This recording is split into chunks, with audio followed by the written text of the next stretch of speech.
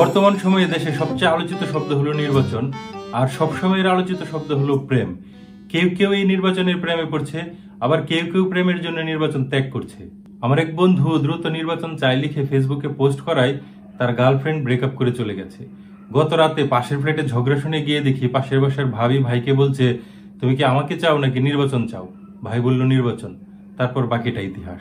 কেউ কেউ আবার সবকিছু রেখে প্রেমটাই নির্বাচন করে। আমার এক বড় ভাই চাকরি, ব্যবসা বাণিজ্য, রাজনীতি, সংসার সব ফেলে প্রেমটাই করে বেড়ায়, অনেকটা পরিমণির মতো। এখন অনেক কিছুর সংস্কার হচ্ছে, সংবিধানের সংস্কার হবে।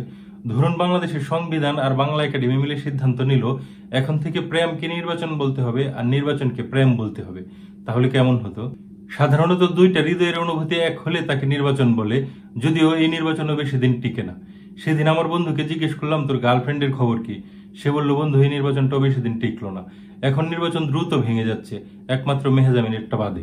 নায়ক নায়িকাদের নির্বাচন সবচেয়ে দ্রুত ভাঙে। পূজা চেরি শাকিব খানকে বলেছিল, অপু বিশ্বাস আর বুবলির সাথে তোমার নির্বাচনের ফলাফল সবাই জানে, তাই আমি তোমার সাথে কোনো নির্বাচনে জড়াতে চাই না। নির্বাচন নিয়ে সবচেয়ে বেশি গল্প লিখেছেন হুমায়ুন আহমেদ, কিন্তু ওনার বেশিরভাগ ভক্তরাই ওনার শাওনের সাথে নির্বাচনটা মেনে নিতে পারেনি। অঞ্জনা ছিল মনির খানের প্রথম নির্বাচন। এই সোশ্যাল মিডিয়ার যুগে মানুষের নির্বাচনের প্রতি বিশ্বাস উঠে যাচ্ছে।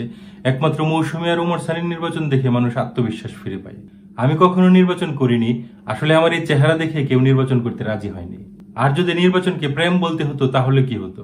বাংলাদেশে এই পর্যন্ত 100 ভাগ কারচুপি মুক্ত প্রেম কখনোই হয়নি।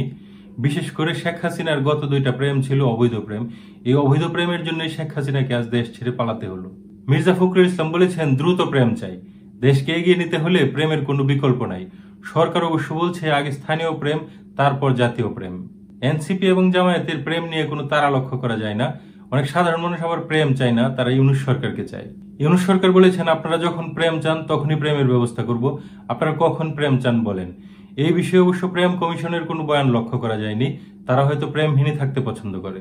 যদি সরকার আগামী বছর প্রেমের আয়োজন করে, আওয়ামী লীগ কি সেই প্রেমে অংশগ্রহণ করতে পারবে কিনা এখনো বলা যাচ্ছে না। অবশ্য আওয়ামী লীগ প্রেম করতে চায় কিনা এটাও একটা প্রশ্ন, কারণ তারা সবসময় প্রহসনের প্রেমে অভ্যস্ত। আমি কখনো প্রেম করিনি, তবে আমার একটা প্রেম করার খুব ইচ্ছে, কিন্তু আমার প্রেমে আমার নির্বাচনই সবচেয়ে বড় বাধা।